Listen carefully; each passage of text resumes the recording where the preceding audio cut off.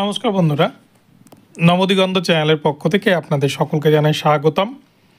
তো বন্ধুরা, এখন আমি আপনাদের সাথে যে আপডেটটি শেয়ার করতে চলেছি সেটি হচ্ছে, আজকে সকালে আপনাদের ভিডিও দিয়ে বলেছিলাম যে দুপুর 2টোর সময় পর্ষদ সভাপতির কিন্তু আজকে আদালতে হাজিরা হওয়ার নির্দেশ বিচারপতি রাজাশেখর মান্থার। তো এই প্রসঙ্গে বিচারপতি রাজাশেখর মান্থা পর্ষদ সভাপতি গৌতম পালকে কী নির্দেশ দিলেন এবং কি আপডেট উঠে আসলো, এবং সবথেকে বড় কথা ৯,৫৩৩-এর যে প্যানেল, সেই প্যানেল নিয়ে কিন্তু এবারে মুখ পুরল কলকাতা হাইকোর্টে পর্ষদ সভাপতি গৌতম পালের। তো চলুন কি আপডেট উঠে এসেছে আমরা বিস্তারিত জেনে নেব। তবে তার আগে বলি, যারা প্রথমবার চ্যানেলটি দেখছেন আপনারা অবশ্যই চ্যানেলটিকে সাবস্ক্রাইব করে দেবেন এই ধরনের আপডেট সবার আগে সর্বপ্রথমে পাওয়ার জন্য। তো চলুন আমরা মূল পর্বে ফিরে যাই।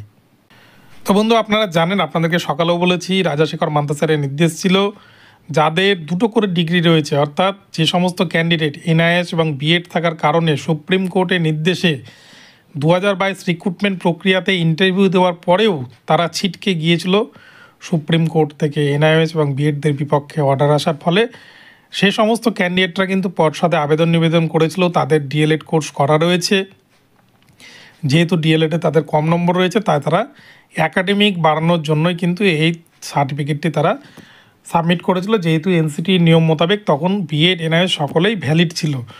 তো সেই জায়গায় পর্ষদ সভাপতি গৌতম পাল তিনি কিন্তু কর্ণপাত করেননি, তাই তাদেরকে কোর্টের দ্বারস্থ হতে হয়েছিল এবং কোর্টে ফিরদৌস শামীম স্যারের মাধ্যমে তারা কিন্তু মামলা দায়ের করেন, সুমন্ত কোলে সহ 11 জন।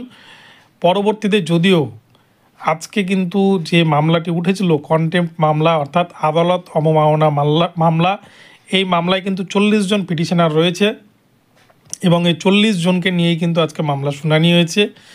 তো সেই ক্ষেত্রে ফিরদৌস শামীম স্যারের মাধ্যমে তারা কিন্তু আদালতে দ্বারস্থ হন এবং সেক্ষেত্রে জাস্টিস রাজাশেখর মান্থা স্যার তিনি তাদের জন্য একটা মেরিট লিস্ট তৈরি করতে বলেন এবং তারা যদি কাট অফে আসতে পারেন তাহলে কিন্তু তাদেরকে সেখানে চাকরি দিতে হবে, এমনটাই নির্দেশ ছিল জাস্টিস রাজাশেখর মান্থা স্যারের।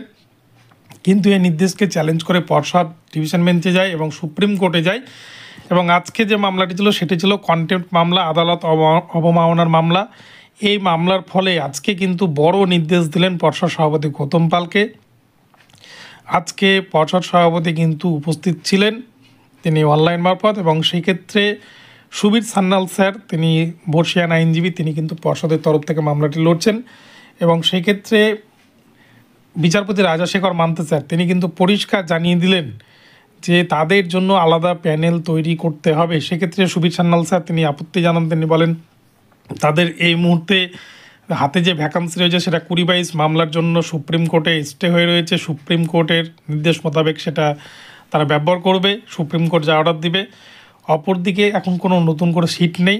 তো সেই ক্ষেত্রে জাস্টিস রাজাশেখর মান্থা স্যার বলেন যে আমি আপনাদের চাকরি দিতে বলিনি, এদের প্যানেল তৈরি করুন, যদি এরা লাস্ট কাট অফে আসতে পারে তাহলেই কিন্তু এদেরকে অ্যাপয়েন্টমেন্ট দিতে হবে।